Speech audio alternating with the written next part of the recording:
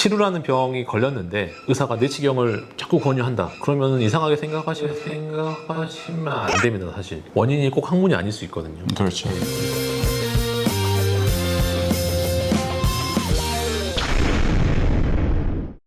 외과 전문 채널 넘버원 우리 동네 외과. 힘드네요. 네, 꼴랑 2개 했는데. 오늘도 그 환자가 있었는데 네네. 21살 치루였어요. 네. 영 어덜트나 청소년은 잘 안 걸리잖아요, 사실.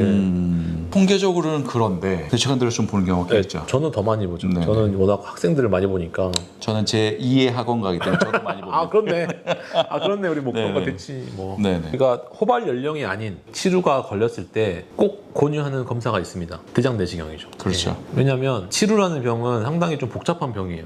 항문 질환이지만 원인이 꼭 항문이 아닐 수 있거든요. 그렇죠. 대부분의 치루는 그래도 항문 쪽에서 이제 발현을 해서 원인이 항문 쪽이고 이렇게 끝나는 경우가 많지만 가끔씩은 이 크론이라는 병과 연관이 있을 수가 있거든요. 네네. 특히 이제 호발 연령이 아닌 연령에서 생긴 치루는 우리가 일반적인 패턴이 아니기 때문에 크론이랑 꼭 연관을 짓는데 이제 크론을 발견하는 게 대장 내시경이니까 네. 꼭 그렇게 대장 내시경을 하라고 권유를 합니다. 이제 크론이라는 게 또 뭐냐? 좀 어려운 용어긴 한데 네. 사실 우리 주위에 많아요. 가수 윤종신도 네네. 크론이고 건너나라 일본의 아베 총리도 크론이었죠. 그래서 고압의 총리죠. 네, 꽤 많습니다. 네. 사실 서양 질환으로 알려져 있지만 동양에도 많이 낯설지 않은 병이 됐고 한마디로 장내 이제 염증이 생기는 병인데 그 염증이 일종의 이제 자가면역 질환으로 알려져 있어요. 특정한 염증 물질이 들어와서 염증이 생긴 게 아니고 이 면역 세포들이 나 자신을 적으로 인지해서 생기는 염증을 이제 자가면역 질환이라 하는데 그만큼 약간 예전에는 희귀 질환이었는데 요즘에는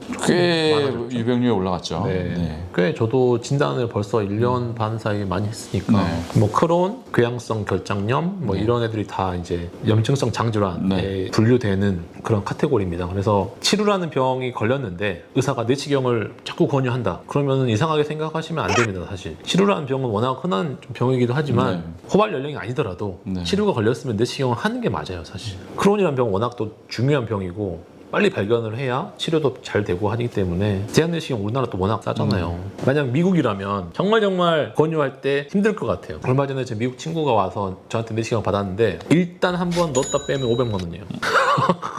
그렇기 때문에 막 함부로 권유할 수가 없는 검사죠. 네네. 근데 우리나라는 뭐 일단 그렇게 비싸지 않기 때문에 사실 해보는 게 100번, 1000번 낫습니다. 그래서 내가 치료에 걸렸고 예전에 걸렸다고 하더라도 그다음에 지금 뭐 치료가 진단을 받았다. 내시경을 의사가 권하지 않더라도 스스로 해보는 게 필요하다 이렇게 저는 생각을 하고 있고 그래서 이제 얼마 전에 그 젊은 환자도 권유를 했어요. 사실 권유를 했고 환자는 잘 받아들여서 이제 일단 치료 수술을 먼저 하고 내시경을 하기로 했는데 그 순서는 바뀔 수 있습니다. 이제 그 순서도 크론이 좀 의심이 되고 그다음에 직장에 뭔가 보이고 평소에 환자가 배 아파하고 설사도 많이 하고 이러면은 치료 수술보다 내시경을 먼저 해야 돼요. 그렇죠. 근데 크론의 의심 증상이 없을 때는 수술을 먼저 합니다. 그리고 내시경 몇 달 있다 하고 이렇게 해도 돼요. 그래서 핵심은 치료를 진단 받았을 때 대장 내시경 하는 게 좋다 이거예요. 그래서 이런저런 검사를 막 시킨다고 너무 힘들어하지 마시고 해보십시오.